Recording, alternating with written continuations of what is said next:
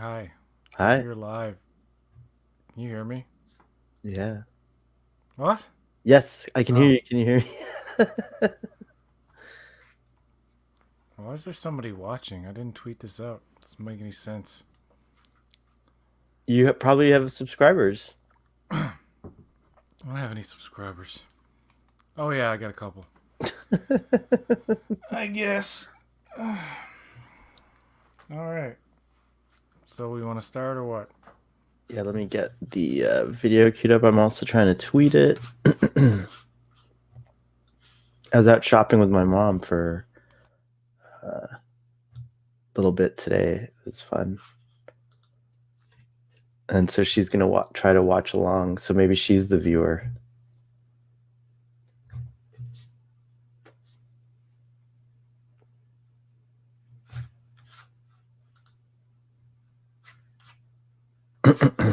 Mm-hmm.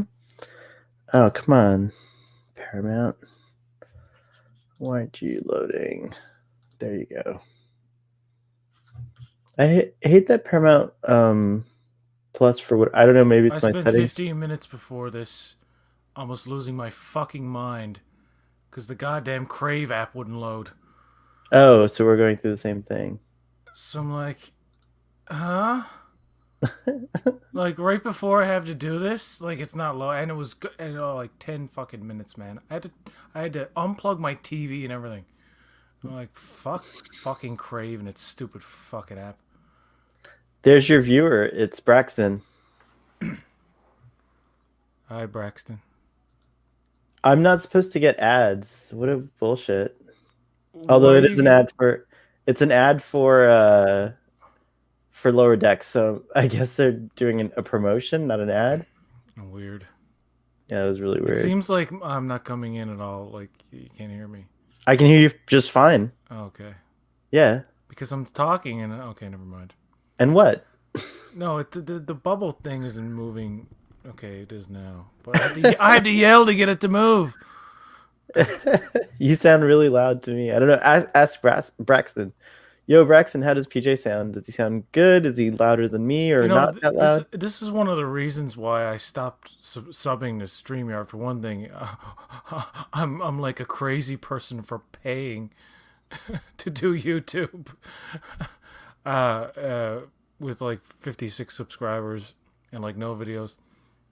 But also, like their audio fucking is weird, man. Sometimes it's like good, and sometimes like I'll be on one with Sean and he's really loud, and then I'm really low, and then sometimes we're both fine. Like I don't understand it. It makes no sense to me how StreamYard works. I don't understand it.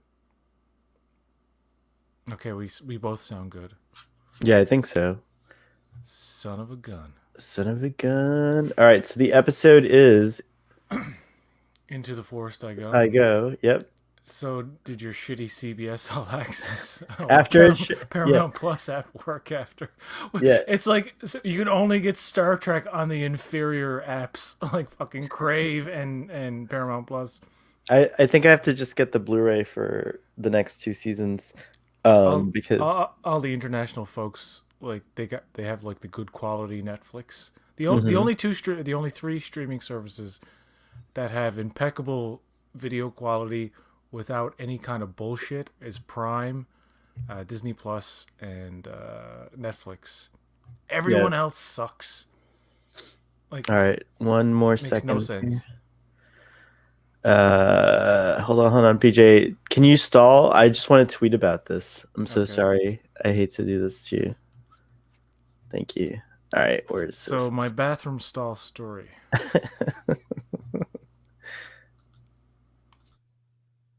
Oh, he's totally gone silent for me. I don't know why. Hello. Oh, there you are. Yeah. So I gotta I gotta power through this Discovery commentary. So I may have to do some alone when you're not available. Oh, okay. I'll try to be Are you offended? not offended but disappointed because I love doing that. I really look Well, forward to these but things. if I'm gonna get these done before No, lower it's true. decks, I mean it's there's Yeah, no it's way we true. can both be on all of them. No, I agree. And you should have others on. You can date other people. What is with Sean's tweet about? if anybody names the movie Star Trek, they should be fired. What was that all? I couldn't understand that at all. What? The guy's a mystery to me, dude. I didn't even see the tweet. Shout on Trek on the Tube. He's like, okay, let me just read the tweet while I'm stalling here.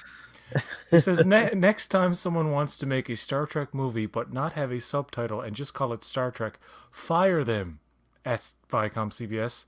I don't understand this tweet. I don't get it. What does it mean? He told. I don't know what that means either. For one thing, who in their right mind is going to call another movie Star Trek after a J.J. Abrams movie? They're going to stay. You know what I think they should do? I think they should go to opposite. They should start naming the Star Trek movies without the fucking Star Trek at the beginning of it. I think that's a detriment. I think they should go James Bond with it. Like, have every Trek movie be just the subtitle. You know what I mean? Instead, you have Star Trek the motion picture, and then just Wrath of Khan, just Search for Spock. You know, I think it could work. I think that could work. Hey, wait. What do you know about Elon Musk being on Saturday Night Live? Can we talk about that real quick? Elon Musk is hosting Saturday Night Live tonight for some reason, and the cast were like all weirded out by it, almost like this kind of same reaction they had to Donald Trump, I guess. I don't know much about Elon Musk except that he has the most punchable face. Whoa. He does. When that guy smiles, though, you just want to beat him to death. No, I'm joking. I don't know. I know there's, for some reason, there's weird kind of hate for Elon Musk out there. I don't get his whole thing. I don't understand. There's a weird kind of hate for billionaires in general, I think, right now. But yeah, that's why I hope I never become a billionaire. Just kidding. I hope I do so I can help lots of people and also have a Twitter that people actually pay attention to. Just kidding. If I were gay, Elon Musk's face would be like anti-boner. Okay, I'm ready now. I tweeted you know what I'm saying, homie? Yeah. Actually, I find him attractive. Oh, wow. I'm sorry about your tastes. I know, it's okay, terrible. we're gonna start now. I also find you attractive, so thanks. whatever. Oh gosh. Boy. Well, we're gonna start at the recap, right? Yeah, exactly. Okay. Now I don't have any like promo or anything Good. in front of mine, so yeah. Okay, we're queuing up Into the Forest I Go right now. Cue it up. And 5, 4, 3, 2, 1. Okay. Mm-hmm. And then after, is it 5, 4, 3, 2, 1, go? Yeah. Okay. Yeah. And we play on go, right? Yes. Okay. What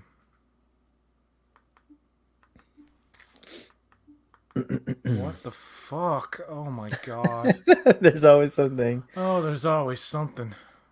There's always something. By the way, PJ, I'm making this my official birthday episode of Saturday Night Disco hashtag because my birthday's on Tuesday. Oh, and Merry Christmas. Thanks, bro. Happy birthday. Just 1 second. I'll be right effing back. Yeah, sure. Now it's my turn to stall. Welcome anyone who's watching. I see that it says we have two people watching. I have YouTube up on. But I'm going to close my YouTube because I'm not going to be able to stream if I have it open, so I'm closing it now. Alrighty. Now there's only one person watching, I bet. No, I'm just kidding. I have no idea. How many people are watching? Say hi. We know Braxton's here and Blue. And I know we sound good, so that's good. Oh, and my mom's watching on TV. Hi, Mom. All right. I heard something. Let's test something here. Oh, let me see. Last time. Okay, good. No, I have headphones attached to my TV, and I had my thing in the wrong hole.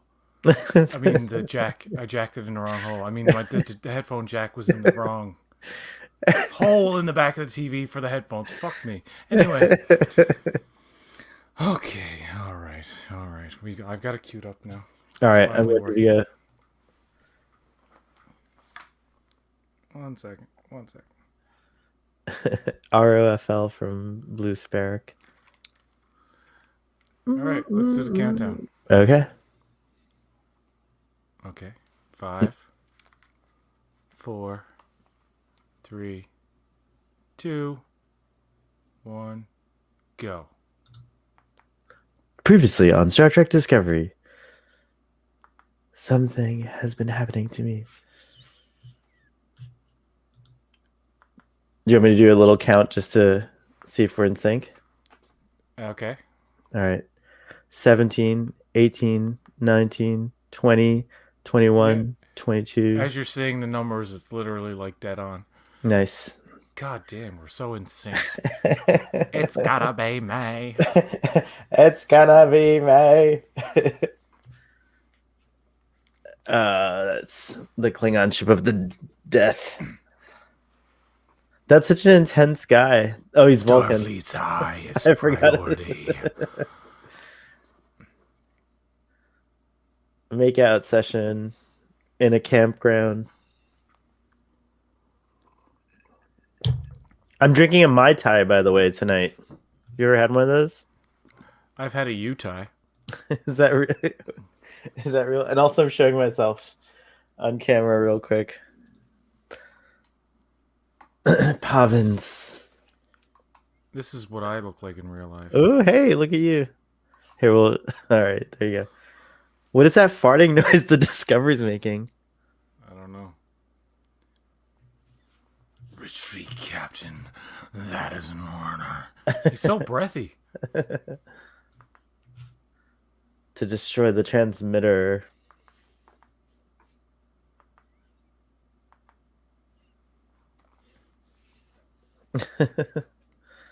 I like how he says don't take threats and then lightly. I don't remember what happens in this episode, but this is the episode where they jump around that Klingon ship, right? Yes, yeah. Yeah. To get the algorithm of some sort. Which is really what Lorca's using it for, is to get back home. Haha, spoilers. If you're just watching for the... What do you mean back home? What are you talking about? If you're watching this and listening to a commentary for the first time, you're not doing it right. So you should already know what happens. Isn't Lorca a stand-up guy or something? I'm sure he isn't secretly evil. This is one of the things I disliked about season 1 of Discovery, is that whole interaction. The Admiral seemed like really suspect and suspicious for no reason. Like the angles, the tone, like it just didn't feel like Vulcans would be emotional like that. You know, he seemed angry and agitated. And I know that's something they did in Enterprise. Traditional Star Trek. This is like anything goes Star Trek, where like the writers kind of just say whatever.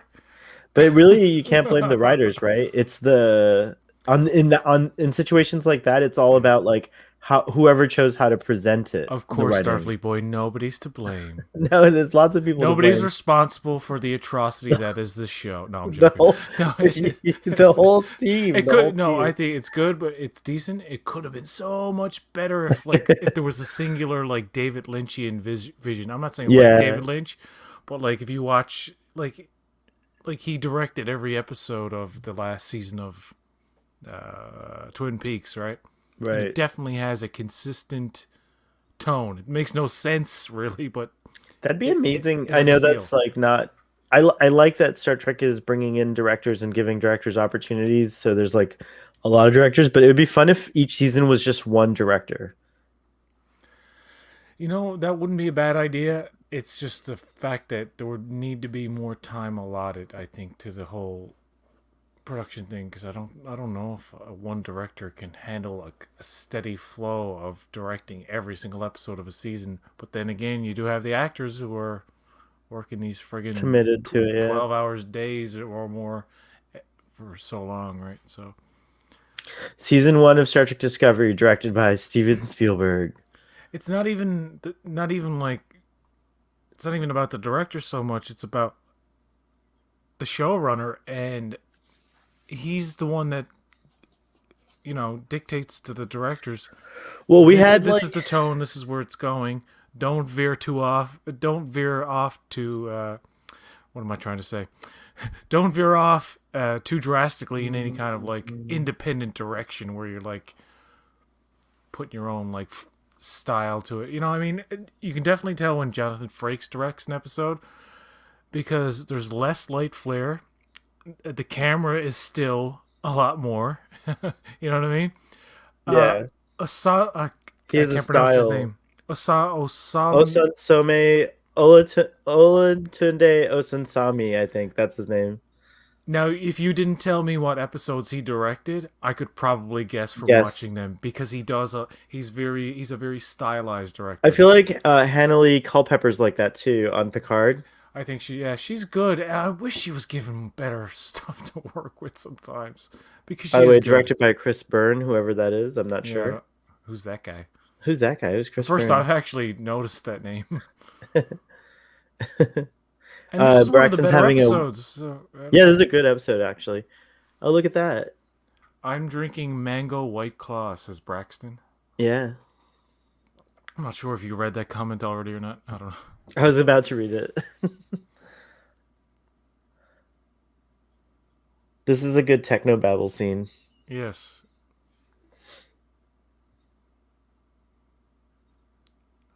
People love to say algorithm. Makes them sound smart. We try to confound the algorithm on YouTube on Starfleet Boy, so punch that like button, Chewy. Everyone who's watching, make sure you like it. Confounded algorithm.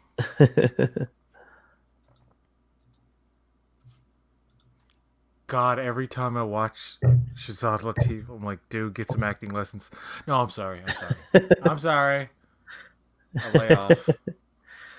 He needs a different coach to work with. I think he's trying to do a Seattle light, and it's coming across weird, like a coast West Coast American, Oh yeah, he and is that's what it British, isn't is. he? He's British, yeah. Oh yeah.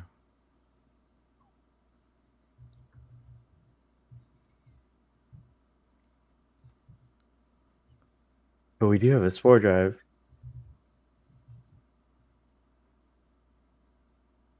Whoa, just there for a second, he sounded like Gene Hackman. Mm, Like if you weren't yeah. seeing him, it was kind of crazy. Oh, Gene Hack. Could you imagine Gene Hackman if back in the day was on a Star Trek show as a captain? Would have been great. It would have been TNG. Him and his smug Lex Luthorish smile. Yeah. I wanna see the guy who played Nuclear Man in Star Trek. I Put him in Shazad Latif in a scene, and it's like pure unintentional comedy. like that scene that just happened. I always thought like he was a solid character from the start, Dr. Culber. Blue says Shazad is super hot. Didn't we talk about this last time? Yeah, we probably did, Blue. I wouldn't say he's super hot, but I definitely would say he's hot. You know what's super hot? The warp coils. The warp coils are Oh, definitely super hot. It's true. I definitely am a more engine kind of person. Discovery's defiant about showing you the engine room, right? We still haven't seen the engine room even up until season 3. I think what it was that they had the spore drive stuff, and I don't know if they didn't quite get it or they didn't know. They're just like, well, Stamets is the engineer main guy, I guess, right? Right? And then they're like, oh shit, I read online that we're supposed to have a chief engineer. Did you know this, guys? I don't know, man. I don't watch Star Trek. I mean, you're not supposed to. The funny thing is, you're not supposed to have it, but it's like it is a trope that like it's nice. You know what I mean? Well, look how much. I don't know about Deep Space. Who's the chief engineer in Deep Space Nine? It was that fucking O'Brien. Was there a chief engineer on Deep Yeah. Space Oh yeah, Nine? yeah. Sorry, he was systems. Sorry, I can't remember his title, but yeah, that was O'Brien. And then you had Geordi, and then you had Scotty, and every time the senior officers went around, what did they do? They took over the B'Elanna. bridge, Yeah, yeah, and exactly.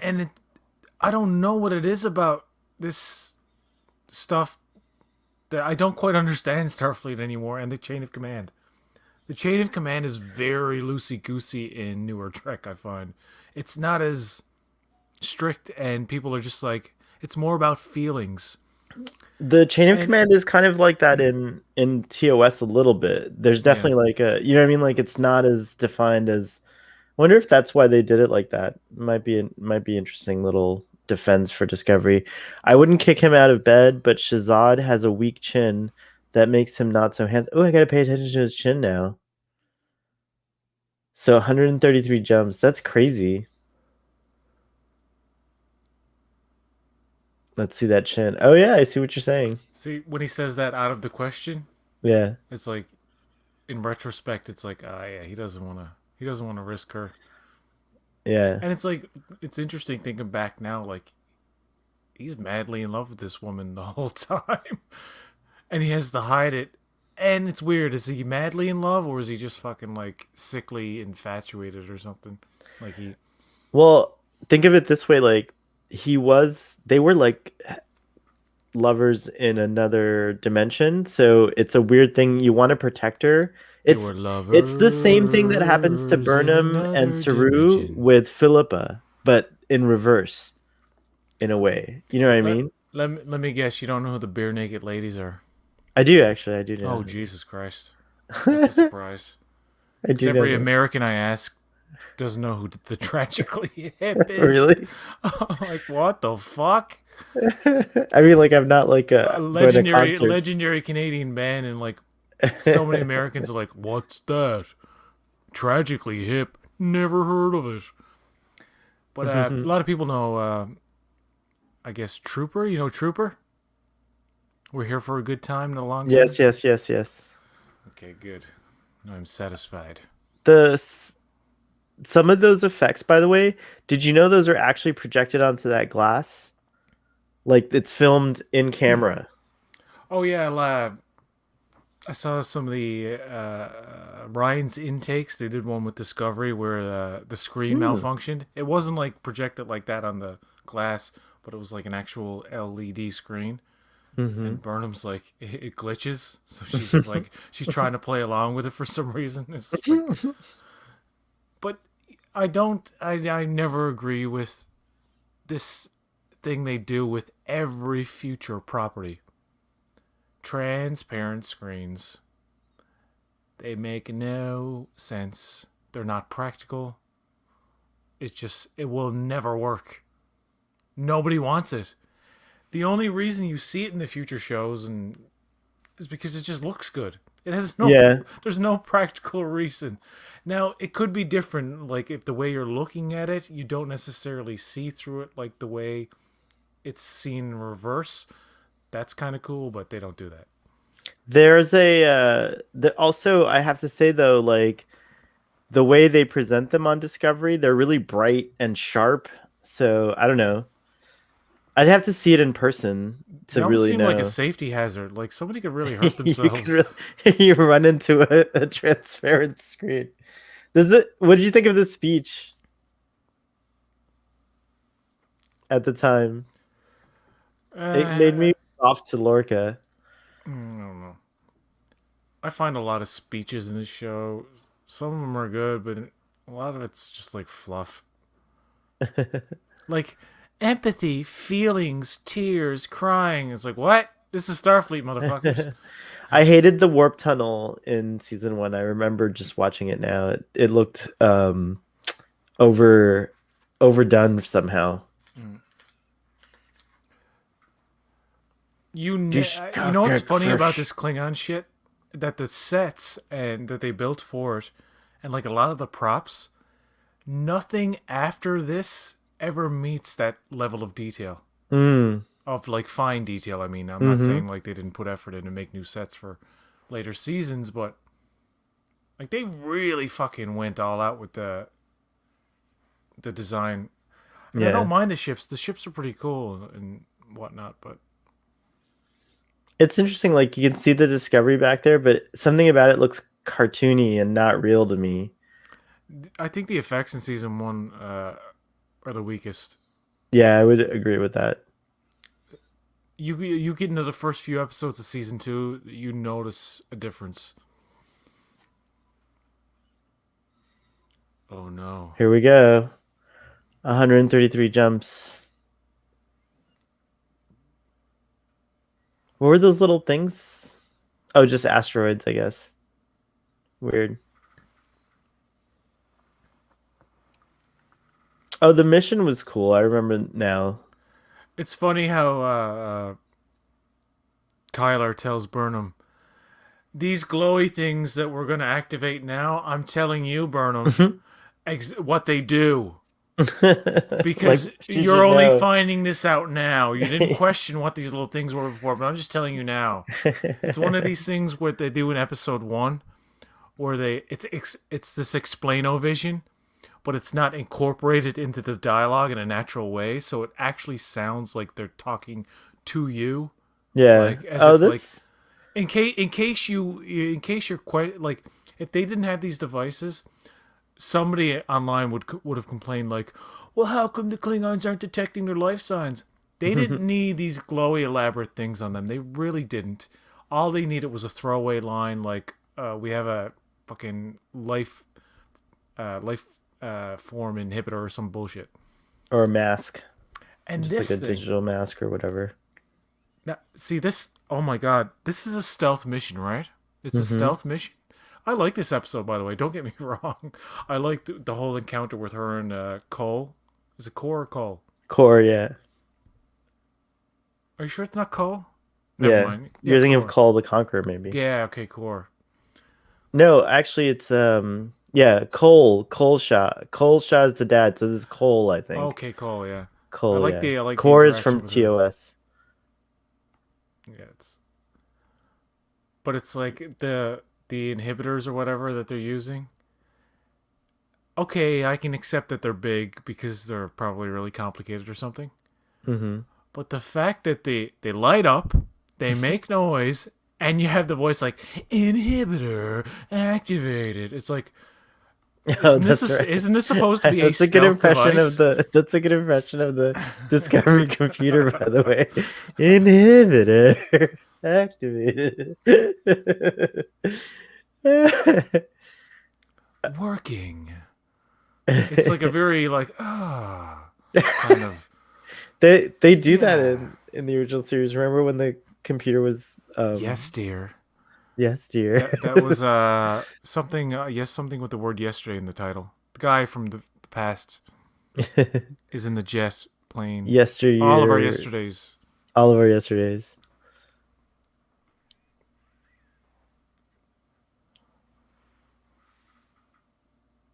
Mm. Like, it's just, oh my god, that's like so fucking like fan film shit. I mean, I'm nitpicking, obviously, but just like, okay, I was glad to see the neon things that he cuts and then problem solve. yeah, but that's like a that's again, this is another thing. I was talking about this with someone who was asking me a ton of questions about why Discovery looks the way it does, and I guess the best thing I can say is they chose to dismiss TOS and just chose to align with the film era Yeah. aesthetics because it looks like when you just don't think about TOS, like Discovery looks like it could take place before Star Trek the Motion Picture in my mind. Yeah, yeah, I can see that. The way this is, I don't mind the quick flashes and stuff and like the little flashback. I just could never understand how he was made. Yeah. Oh, this It completely escapes me, and nobody can explain it. I dare somebody to explain it. to explain what? Sorry, because I was grossed out by that scene. Volk Oh, his how? Yeah, transformation. we spent a lot of time talking about like they described that the bones were even condensed, and it's really crazy. Like, It's really convoluted, is what it is. yeah, but not only Uh, that, what's odd is that it seemed like there was some sort of sexual thing like involved with it too, with him and Laurel while he they, was I transforming, know and that was they weird. never go into that, do they? They kind of just. They do. They show it. Is this the episode where you see the boobs, the Klingon boobs? I'm not sure. I think it might be the next one. Oh, okay. But it's, you know that they did it, but you don't know if it's never really clear if the flashback is uh Tyler remembering him as himself as a human in place of the Klingon, you know what I mean, or is it actually Volk and we're just Right. seeing Tyler, you know what I mean? Braxton's on a commercial. That's right. You watch it with commercials. Well, we're at the part now where Yeah, I'll give another timestamp if you want to Admiral. skip. I don't know if you want to do that, but See, 20 I minutes. like all this little scene here when he meets what God, why am I forgetting everybody's name? Laurel, and you know the way the angle is on his eye and shit, like all that Yeah, kind and he of froze and stuff. Yeah. that was kind of cool. 2018, 2019, 2020, 2022, 23. I hate the storyline too a little bit. It is very disturbing. But it's a good that's good. Something good about it, I guess, is I think it's meant to be, so it pulls it off. You Yeah, look know, at these lens they flares. they They just they. really like it I'm not sure if obscure I'm. the effects. Sorry, go Oh ahead. yeah, yeah, yeah. I didn't mean to cut you off. Sorry, what were you saying? No, I was gonna say the. I think it's Errand of Mercy. I could be wrong, but in one of the Klingon episodes in TOS, they established the Klingons are pretty fucking like they're pretty good at the mind sifter stuff, Oh yeah. and I would have assumed that they would incorporate like mind transfer technology, like they would have like literally Volk's mind transferred into an actual human that they took. They did something kind of like that because they talk about it like later on before he kills Culber that you'll I think you'll see in the dialogue there. Yeah, but Um the way it's explained is that Volk was literally bones crushed and transformed into a human through surgery, and very crude 18th, 19th century surgery. It appears to be, but anyway, that's besides the point. But the fact that he was Klingon, he wasn't transferred into a human. oh right. He was made to look like And then Ash Tyler, Tyler who was was presumably put killed. But right. before Tyler was killed, his brain graph was put into Volk's, That's right. and it doesn't make any sense how Volk, being the drastic looking Klingon that he is, would believably transform into a human, because you would have to change things on like a DNA level, and that's almost more plausible than like the bone crushing surgery stuff. You know what I mean? Oh, this is cool. Without pain they do it in TNG era shows though where they can transform, for example, nothing is extreme. I don't think they did human into Klingon, but human into Romulan and stuff like that. Mm. Remember, like, and I think Seska transforms or something. I forget into a from a Cardassian into a Bajoran. Wasn't she half Bajoran, half Cardassian? Is that what it was? I can't I can't remember. remember. I can't remember specific examples.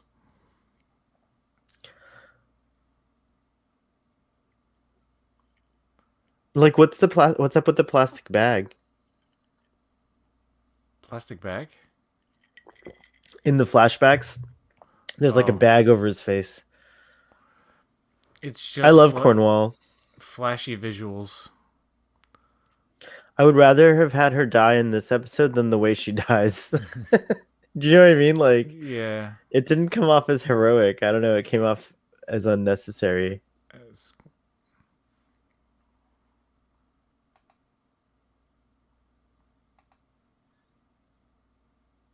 But I would rather have her not died at all.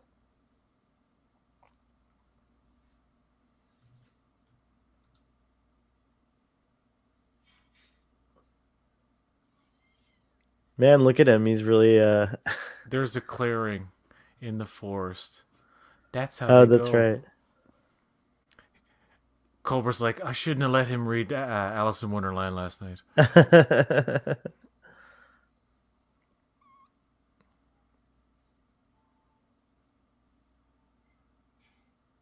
Trillions. You don't use Hmm. that. You don't use that word very often. I mean, that's accurate.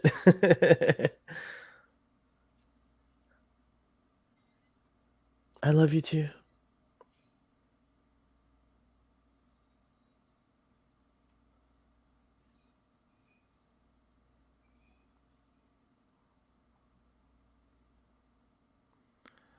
See, I like the switching over here, like how they illustrate how yes, the actors are speaking English to each other, but it's directed in a way where you understand that they're not actually.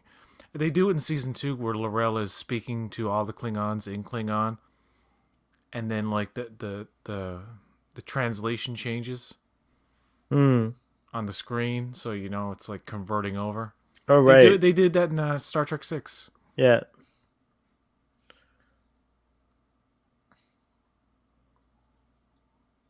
And also in Hunt for Red October they do it, which is pretty cool. I've never seen that. PJ. I'm not a fan of Tom Clancy films. We have to stop after this and just watch it.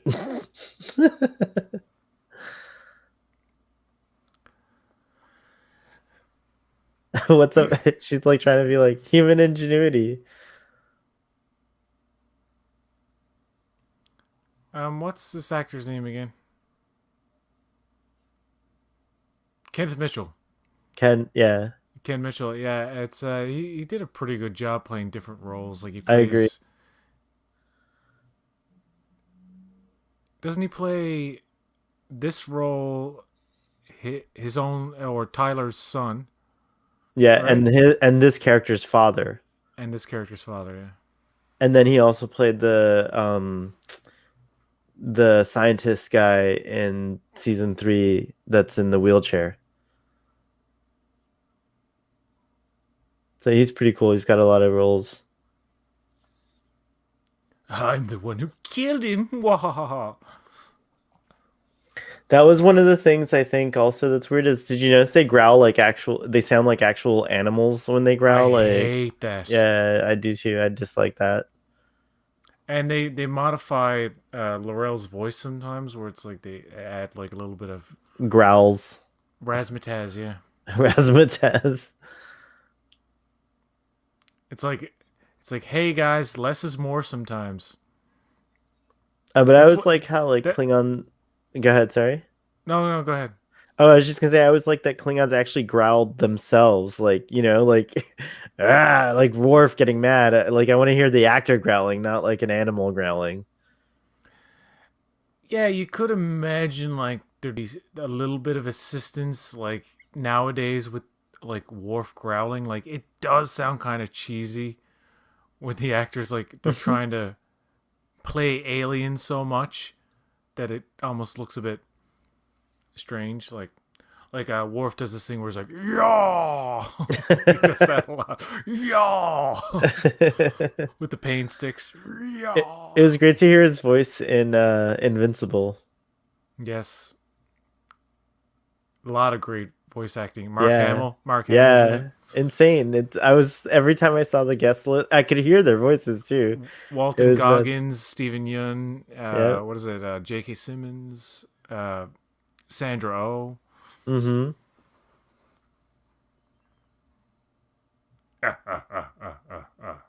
I wish there was an animated Star Trek in that style. Mm. It'd be cool.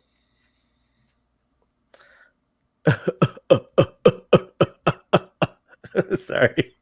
What's your timestamp? I am, let's see here.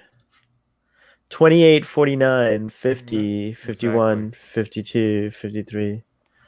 I accept your challenge, human. Sonequa Martin Green is a better fighter later on. Now that I'm watching these in retrospect, she becomes better at fighting in the later seasons. Mm. Her choreography maybe got better too. They kind of showed his strength too, because when he kicked her, she went like a Yeah, she went ways. flying. It's true. How's that algorithm coming?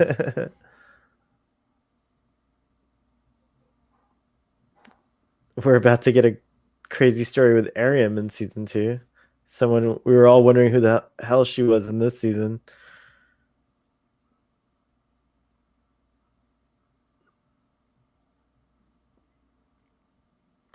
You know, after seeing like some really cool movies with great fight choreography, I gotta say, it seems a little like Yeah, yeah this fight scene's rough when you look at, again, even within the show. I feel like in season 2 and 3, the they fights get are way better. better. Yeah, They they do get get so better. much Yeah. better. Yeah.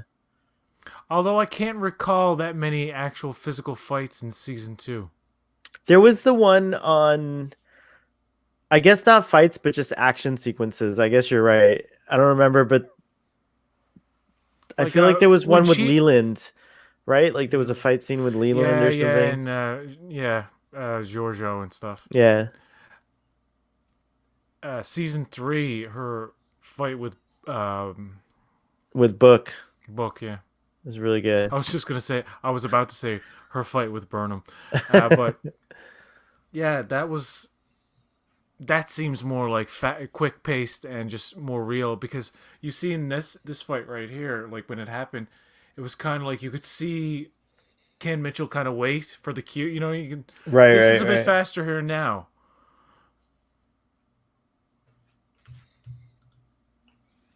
No, it's not. Neither is this. I always wondered, like, could you be moving, like jumping, and be transported safely, or is it like it makes No, sense that you I mean, would? this happens in later Trek, like, but yeah, at this time, that's like but they also do site to site transport on Discovery, which doesn't come till later. Also, like that's a TNG invention or whatever. So technically, they shouldn't have been able to do that, but whatever. It looked cool. Do you do you know anyone who's always putting eye drops in their eyes, like in front of people? They're like, man, our captain must get high. I really love watching the effects on your screen, like on your face, Oh yeah, changing they're color to blue. It's like crazy. That explosion was like anticlimactic for me. I don't know if it's just because we've been talking throughout the whole well. episode or Originally, I liked all this stuff. Like, I thought it was a pretty exciting episode. It led somewhere. Like, it was the next step. But the only thing was, is like, they go into the mirror universe, yeah. I and love it's this. like they My abandoned the Klingon War in a way, Michael which said, "Motherfucker, I killed Takuba." I wish she did say it. yeah. That's funny. Yeah, they abandoned the whole Klingon War for like what, 4 episodes now? How long are we gonna be in the Mirror Universe? And I think like two, maybe three of the mirror episodes are decent. I know the next episode is the best mirror episode that I like. I mean, what's the next one I like? That Hope Is You Part 1 Mm. from season 3. Man, the explosion lasted like 17 minutes.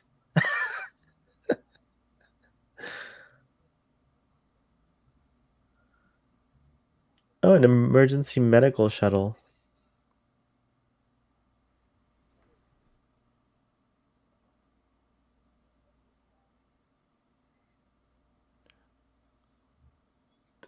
But you have increased the likelihood of your victory on Starfleet despite your unorthodox methods.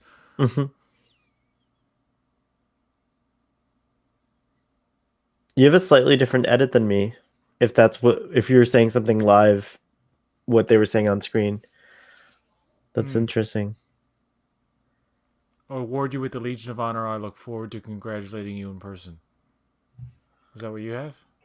No, I'll read. Look, first, let me tell you the timestamp so you can see for a line 3405, 06, 07, 08, 09, and I now don't I'm fucking saying understand the Canadian and U.S. edits. it's really weird.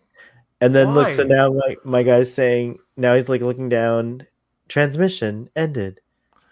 I'm at Burnham in the hallway and the door's opening on Shazad Latif right now. That's so weird. We're That at the makes exact I don't same understand. timestamp. Yeah, it's really That strange. happens often, doesn't it? Yeah, Like, it's really weird. I think they released different versions. Like I had a feeling about this because I could have sworn I saw a version of an episode, and then when I watched it the second time, it was different. Like it's like they have like yeah, drafts, or they'll push out a draft and then they'll update it or something right up to the last minute. I don't know. It's interesting. I don't understand.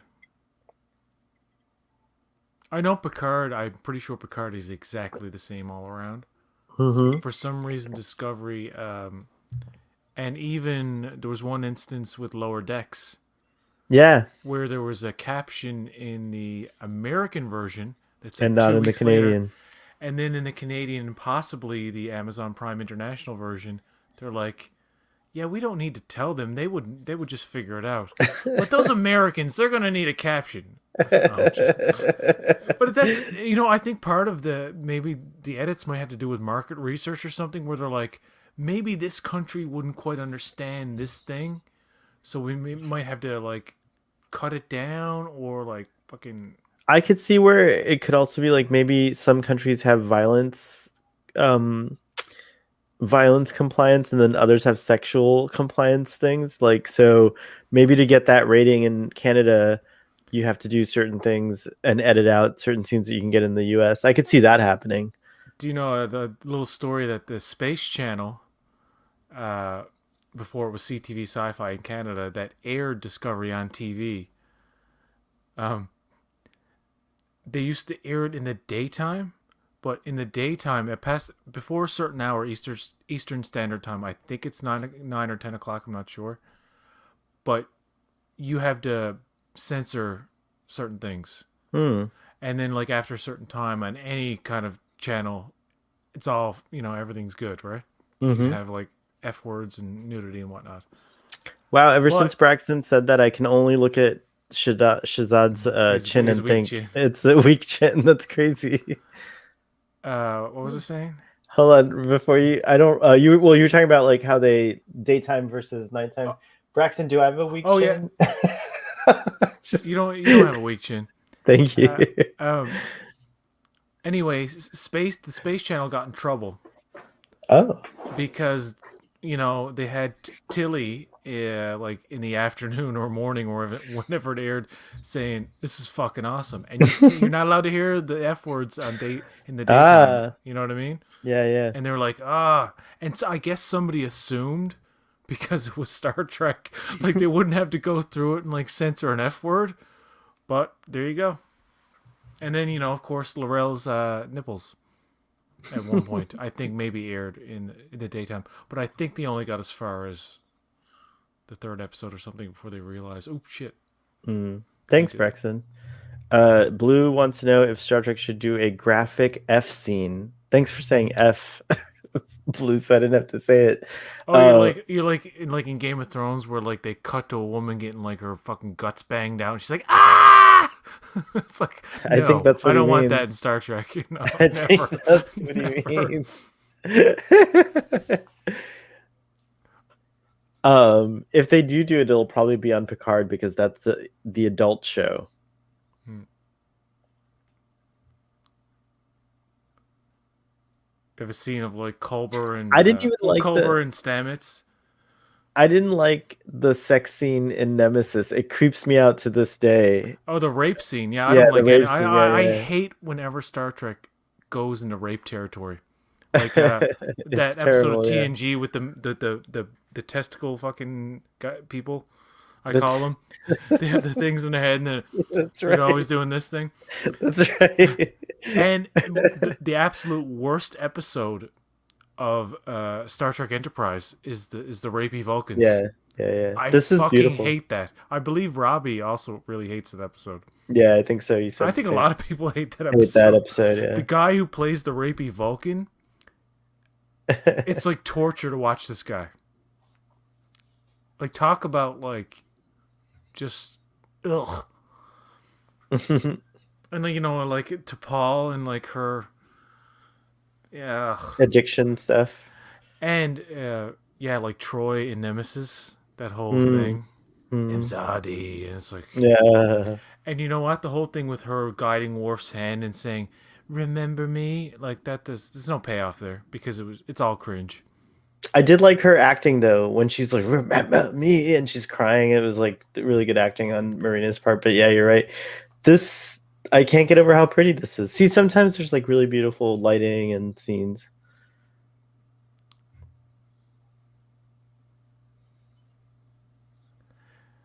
I like how when you find out he's a mirror dude. but this is the first time they've added any significant depth to a mirror universe character in terms of like showing them as a thinking, intelligent person That's true. that in the prime world can actually function as a good guy very Yeah. effectively. Yeah. And I find with Deep Space Nine, I'm not a huge fan of those mirror episodes because everybody's a cartoon character. Literally, they're straight out of 1960s Batman. Like Keanu Reeves can't stand the mirror universe counterpart. Can't stand her. Yeah, it's a little over the top, but this you're right. I George didn't can't realize. stand you. You're right about this mirror portrayal. Like all of the mirror people are a lot better in this than the later mirror-y stuff. Why do you think TNG never did a mirror episode? They have it. Oh, here it comes. It's the breasts. Oh, Klingon This is it. titties. Tatas. Here it Oh my comes. God. Braxton, cover your eyes. Oh, oh my God. Whew.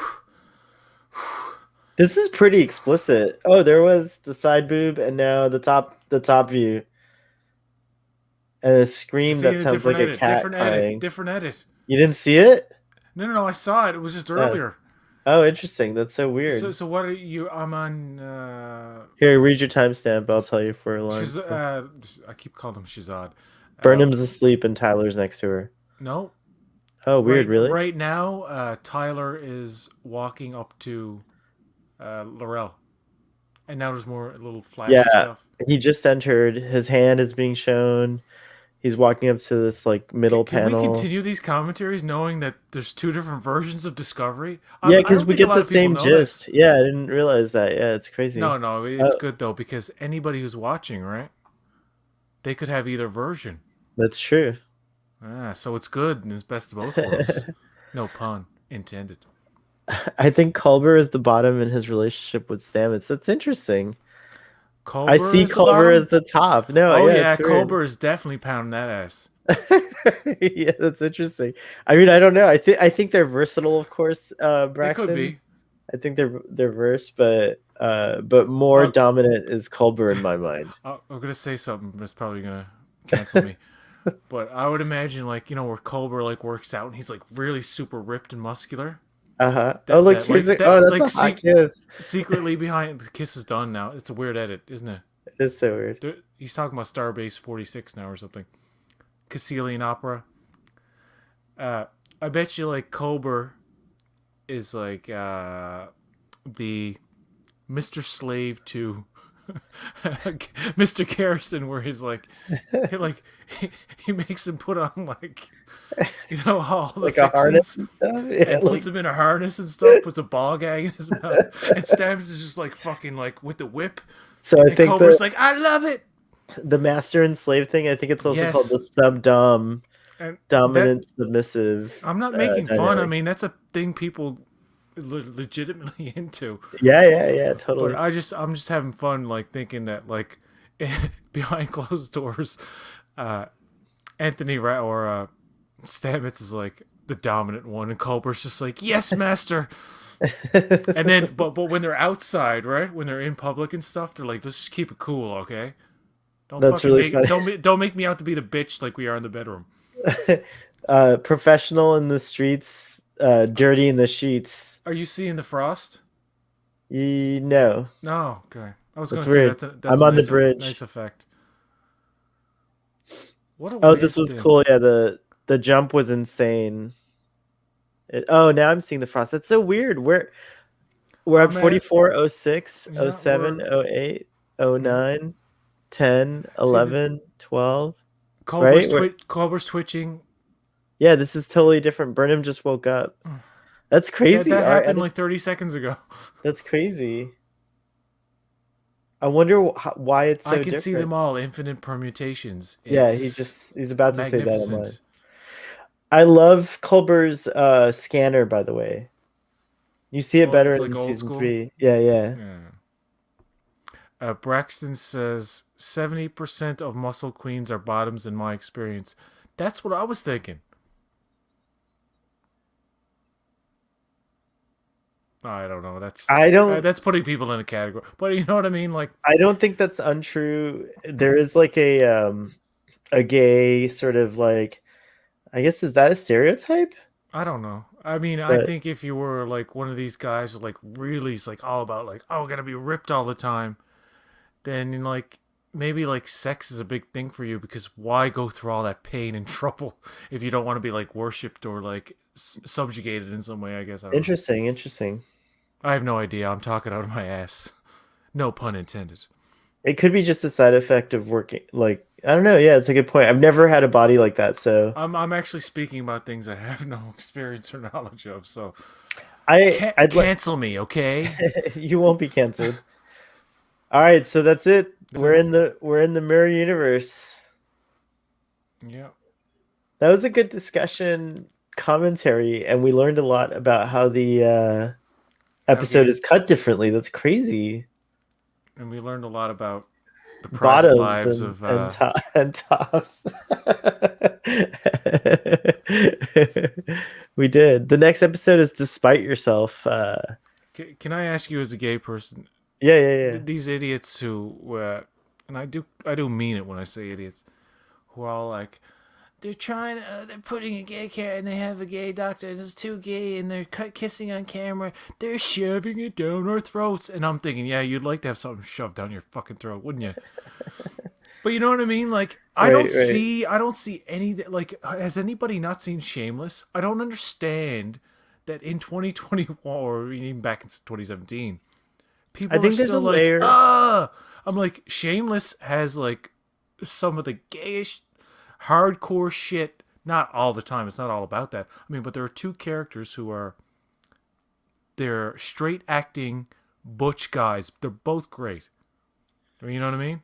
They're both well. One of them's a nasty guy, but at the end of the show, like you're just in love with this couple, but you never know they were gay. You know what I mean? They'd walk around and you just think they were buddies, and then like the top is always like, he's like, yeah, no, wait, the toughest guy, like the sensitive one, is actually the top. You know what I mean? Ian Gallagher. He's the guy who played the Joker in Gotham or whatever. Oh, okay.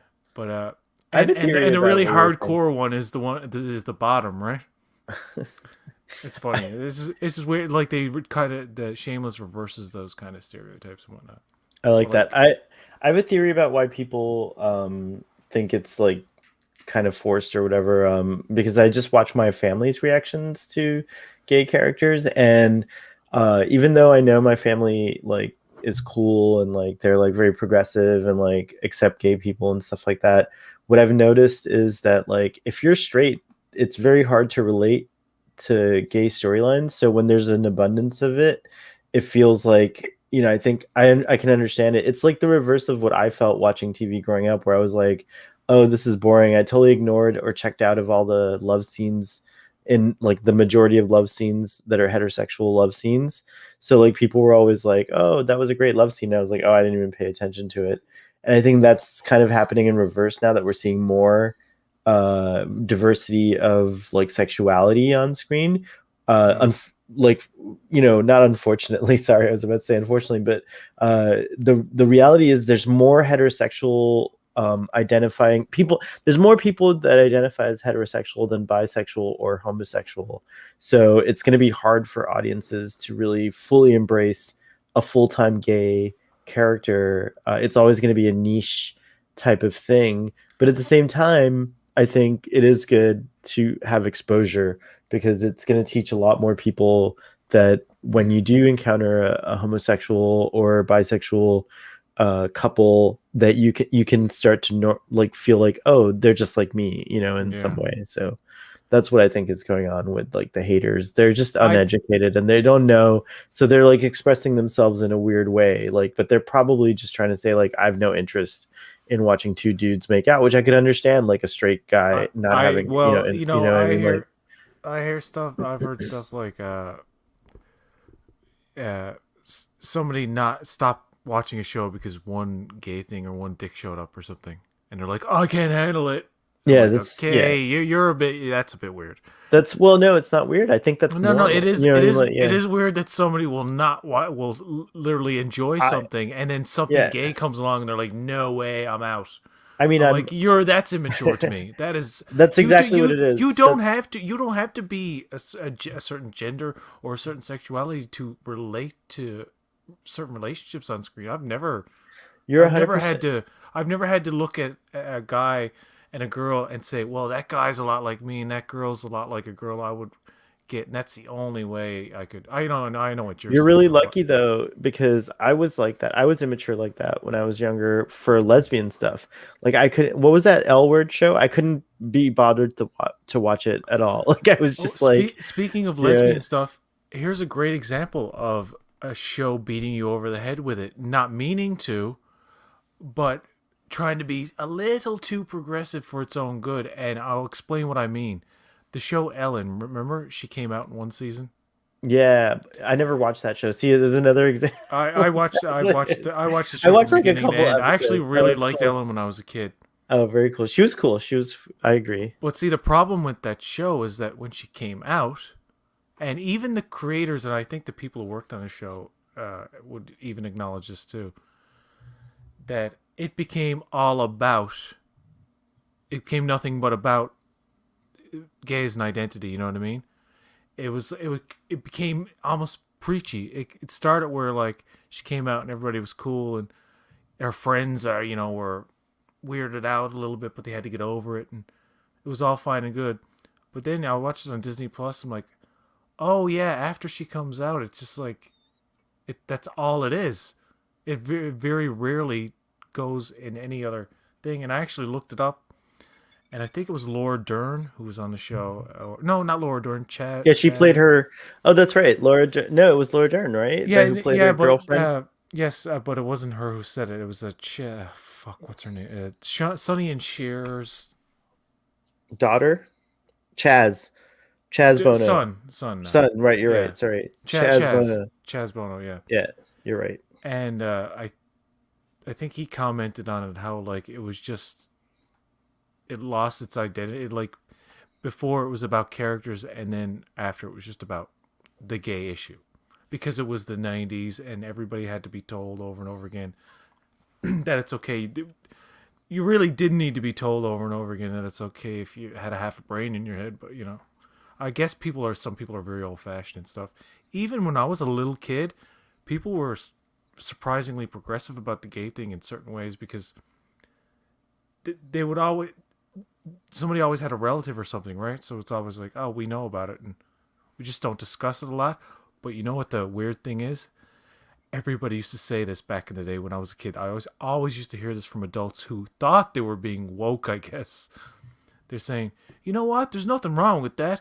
It's okay, just as long as they don't make me that or don't turn me. You know what I mean? Like everything, they thought it was like contagious. You know what I'm saying?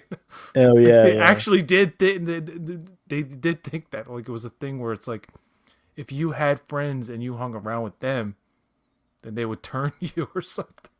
Well, I'm gay like, men are very, maybe they attractive. can. Who knows? Maybe people can be turned. I don't know. You can't be turned, but I think that like You can be influenced. the other thing that I think is going on is that like Look at prison, man. There's got to be a weird like.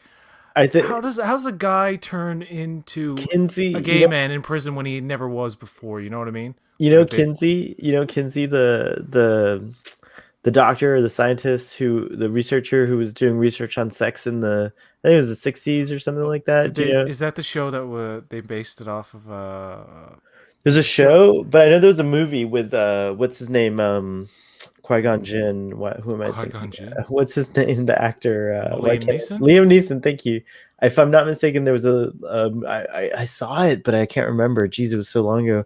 But there's a movie about this researcher, Dr. Kinsey, who did research on sex, and he created a scale called the Kinsey scale. It goes from 1 to 6, and Oh yeah, I heard about that. yeah, and Yeah, if go you're ahead. on, I think if you're a Kinsey 1, it means you identify as completely heterosexual, and if you're a Kinsey 6, you identify as completely homosexual. Well, he found through his research that the majority of people fell somewhere, like very few people were ones or sixes. Most people identified as like maybe fives or twos, you know what I mean? Like, so to some degree, people had an exception to the rule or whatever. So I think that like the other thing that's not talked about is that most people are probably open to a bisexual experience or experimentation, or are just curious about the same sex, sorry, to a degree. And so that's like something that's missing. That's something that's missing from, everything's so binary. It's like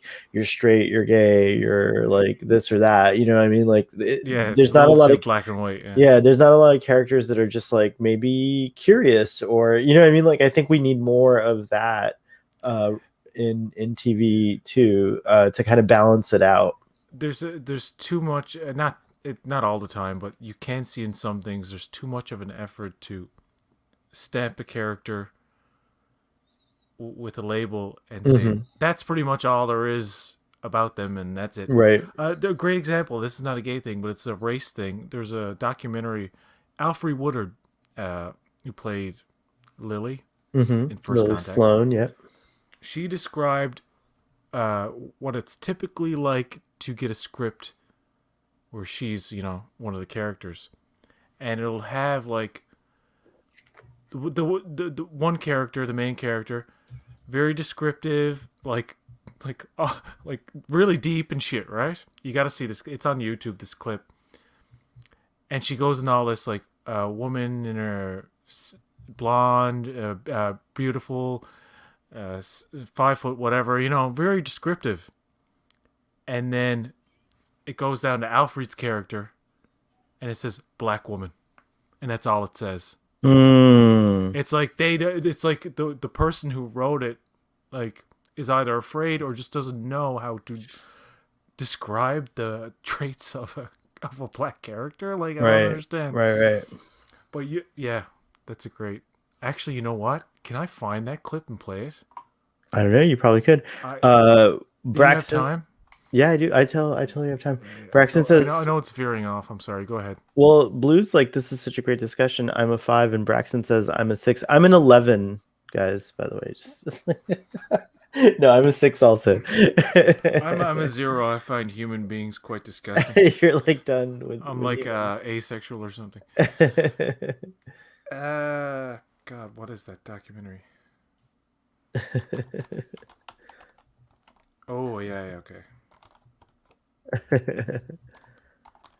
um yeah, that's interesting, about how TV kind of has an agenda, I guess, more than anything, like political, social agendas nowadays, which isn't like a part of life.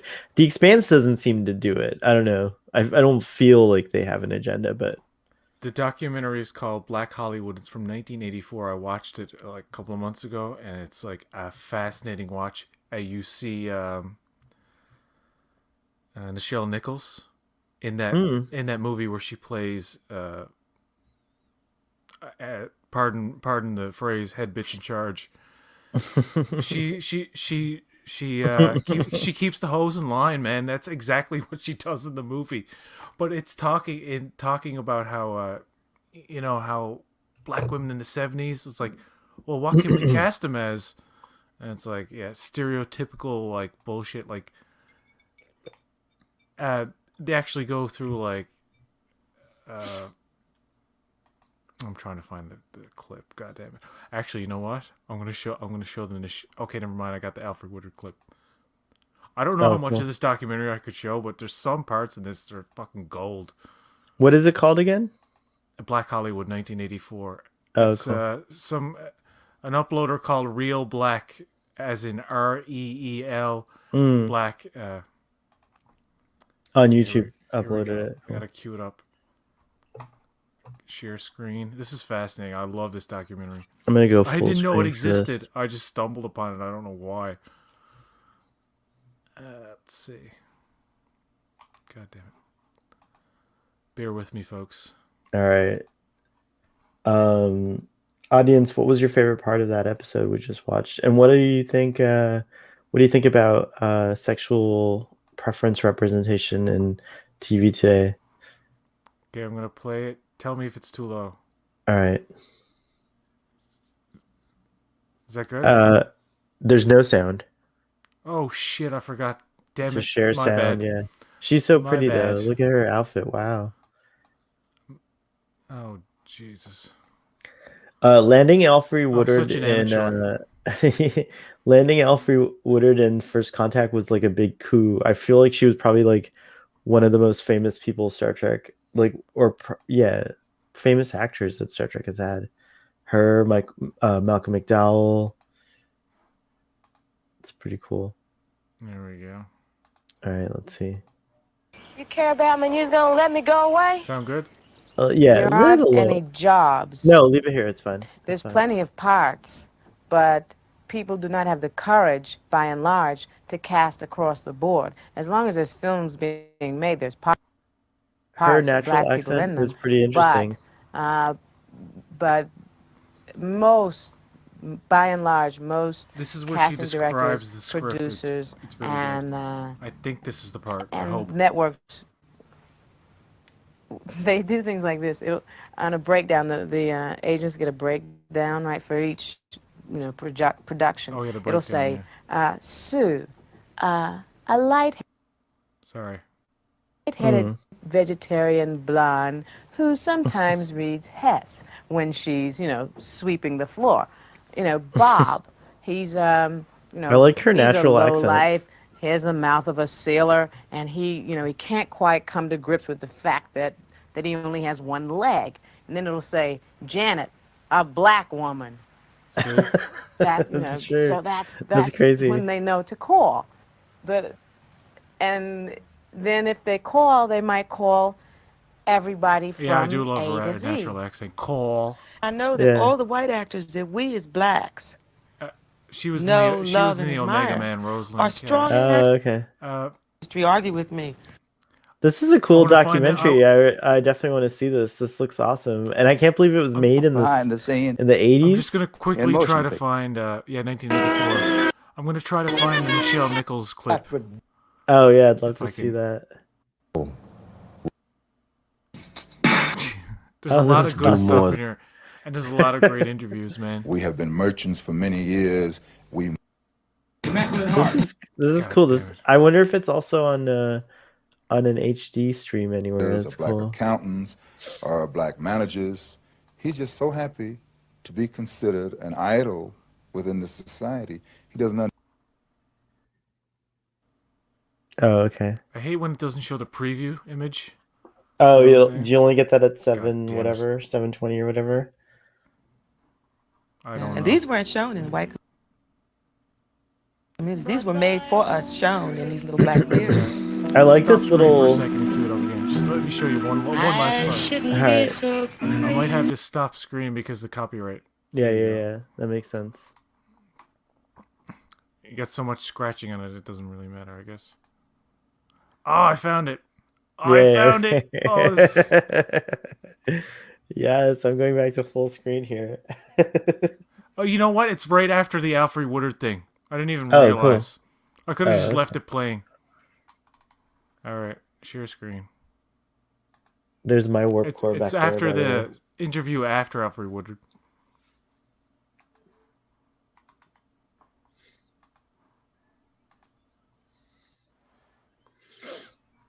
In this industry, we are so grateful to have a part. That often we do roles that aren't us, that are stereotype upon stereotype, old tired stereotypes that we don't even believe in. They're written for us, That's Michelle Nichols right there. and Oh yeah, look then at we that. sit and we watch Oh, this our is films that and we're you've shown this embarrassed to see on Starfleet Boy After Dark. I remember this. Jeff and Parts of Annette it, yeah. each did 22.5. Not this Show 'em your documentary, but the average. actual movie. I love this. See what you can get if you're good. That's Turnpike. That's- She did 26.5. She's called Turnpike because you gotta pay to get on and pay to get off. Listen, just listen to China, this. come here, baby. I love it. China did 29. Sweet piece of Oriental meat. Jesus Christ. And by the way, there's racially This is sensitive Frenchie. language in this. Gator used Yeah, to call her trigger Boeing warning, I you 747. say. Show him why, bitch. Could you imagine being a She fan? did 27.5. Could you imagine? Could you imagine And being a that fan of sweet hers from Annette Star showing Trek and that then seeing smile. this movie and being Sweet like, thing. holy shit? But hearing She did her 30 say these last nasty year. things is like fucking Where's my it's baby? gold. It know is it's, gold. You It's know, pretty it's awesome. trying to make a point, That's but you know what I mean. This bitch grows $37,500 God. working part-time. They call her Colonel Sanders because she's finger Whoa. I played a lot Wow. of prostitutes very early. And that's another thing. So they talk about like how it's like always getting cast as prostitutes or fucking like just crack whores and all this shit. That's like back in the day that wore actresses down where they're like, just give me a fucking role where I can Give me like be a regular person for a change. I want to be Jesus a mom Christ. or a housewife yeah. or like something like that. Like, yeah, that makes sense. That's funny Even in because I would love Yeah, to go play. I would love to play a like a crack horror character in a movie, just because it's so. Give me opposite. my money or I'll cut you. Just because it's like the opposite of who I actually am, or I hope it is. But yeah, I couldn't be a good actor. I like smile way too much. I could never do it. You know what? I can't do it. Never mind. I What were you was gonna play the Nichelle Nichols clip where she's like, fucking mother. I'm like, oh my god, Ahura, I know your language It's skills are jarring. impeccable. It's jarring. PJ never saw the picture of Nichelle Nichols where her breasts are. Oh yeah, that's true with Don Lewis. Have you seen that picture, PJ? I won't show it, but yeah, I okay, I'll look that up. Don Lewis. Don Lewis, who plays I- Captain Freeman on. By the way, she's on the latest episode of the podcast, the official Star Trek podcast, and Tawny Newsom's mom too. It's a really fun episode if you want to hear it. It's really good, and Don Lewis talks about just her whole career and actually addresses some of the similar interesting things that documentary went over. So it's cool. Truck Check it Turner out. is the name of that movie. Truck Turner. Truck Turner. I like the turnpike. You got to pay to get on and pay to get off. Okay, we may have to do this commentary over again if we get a copyright strike. Okay. But you wouldn't have the privilege to do anything live. But this is an old ass movie, and it's poor quality.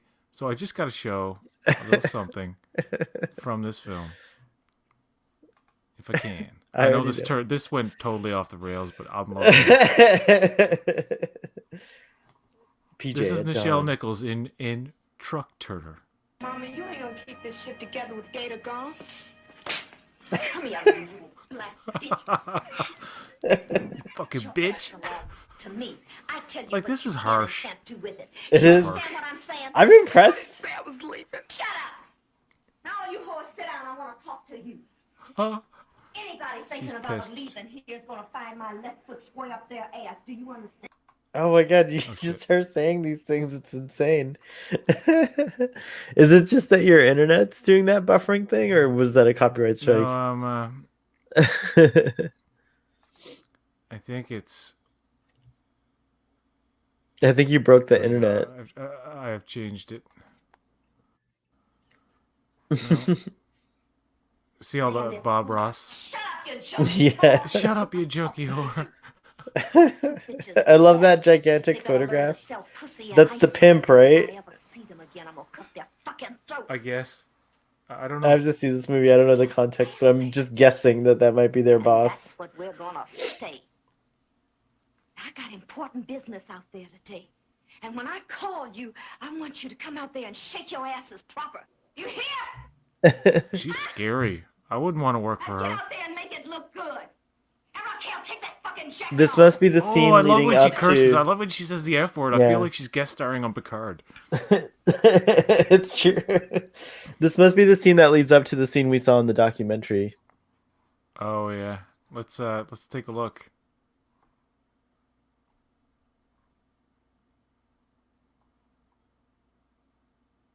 I don't want a high quality clip.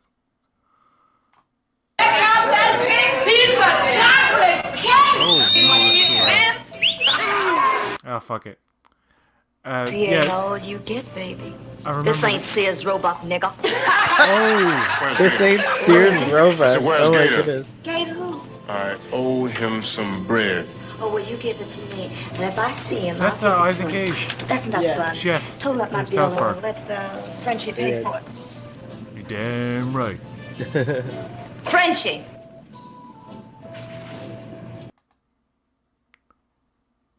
Sign the bill. Hey, I love Chef. What happened to him on South Park? Oh yeah, he became a Scientologist.